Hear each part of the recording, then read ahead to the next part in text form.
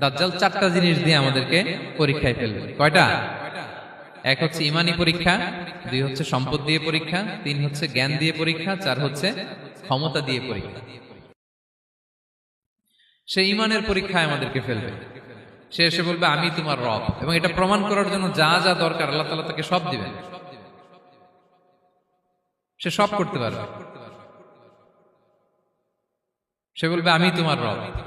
যদি বিশ্বাস না হয়, তোমার বাবাকে যদি জীবিত করে বিশ্বাস করবে, অনেকে বলবে হ্যাঁ আমার আব্বাকে জীবিত করে দেখান, তো তার বাবাকে ঠিকই সে জীবিত করে ফেলবে। আসলে শয়তান তার বাবার সুরাত নিয়ে সামনে দাঁড়াবে।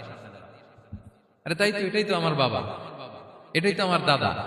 মানুষ ফিতনায় পড়ে যাবে, ইমানের ফিতনায়। সে ভাববে আসলে এটাই বোধহয় আমার রব, এবং তাকে এত ক্ষমতা দেয়া হবে, তার ডান দিকে থাকবে জান্নাত, বাঁ দিকে জাহান্নাম। তার কাছে আল্লাহ এটা দিবে। যে তার কথা শুনবে তাকে সে জান্নাতে ঢুকাবে, কিন্তু জান্নাতে ঢুকে সে জাহান্নামের শাস্তি ভোগ করবে। এটা তার বাইরের মানুষ বুঝবে না, অ্যাপারেন্টলি এটা জান্নাত। আর যে তাকে মানবে না তাকে সে জাহান্নামে ফেলবে, কিন্তু জাহান্নামে ঢুকলেও সে জান্নাতের নাজ নেয়ামত ভোগ করবে। তাহলে এই যে ইমানের ফিতনায় সে ফেলে দিবে আমাদেরকে। তো ইমান কি করে বাঁচাবো, এটা সলিউশন আমি শোনাবো আপনাদের। দুই নম্বরে সে আমাদেরকে সম্পদ দিয়ে ফিতনায় ফেলবে। যার যা লাগবে সে তাই দিতে পারবে, যা লাগবে। সে যদি আকাশকে বলে আকাশ বৃষ্টি দাও, যাকে তারা মানবে ওই এলাকায় বৃষ্টি হবে, সুজলা সুফলা শস্য শ্যামলা হবে, সে সমস্ত এলাকা ফল মূলে ভর্তি হবে, বরকত আর বরকত। আর যে এলাকার লোকেরা, জনপদের লোকেরা তাকে মানবে না, সে বলবে ওখানে বৃষ্টি হবে না, হবেও না। ওখানে খরা, দুর্ভিক্ষ, মাটি ফেটে চলছে, মানুষ না খেয়ে মরবে, মহামারী, দুর্ভিক্ষ দেখা দেবে। তখন বিশ্ববাসী মনে করবে এটাই বোধহয় আমাদের রব। তার মানে সম্পদ দিয়ে ফিতনায় ফেলে দিবে। তিন নম্বর হচ্ছে নলেজ। তার জ্ঞানের কাছে গোটা বিশ্ব হার মানবে। পূর্বের পরের যত জ্ঞান আছে সব আল্লাহ তাকে দিবে। ইলমুল আউয়ালিন ওয়াল আখিরিন।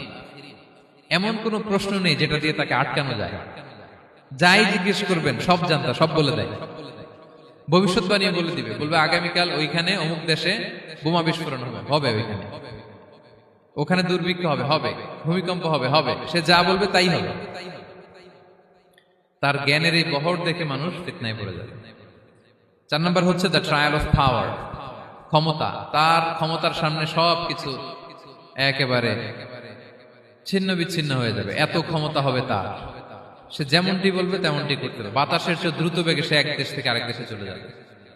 তো তার এই সমস্ত অলৌকিক ক্ষমতা দেখে মানুষ ফিতনায় পড়ে যাবে।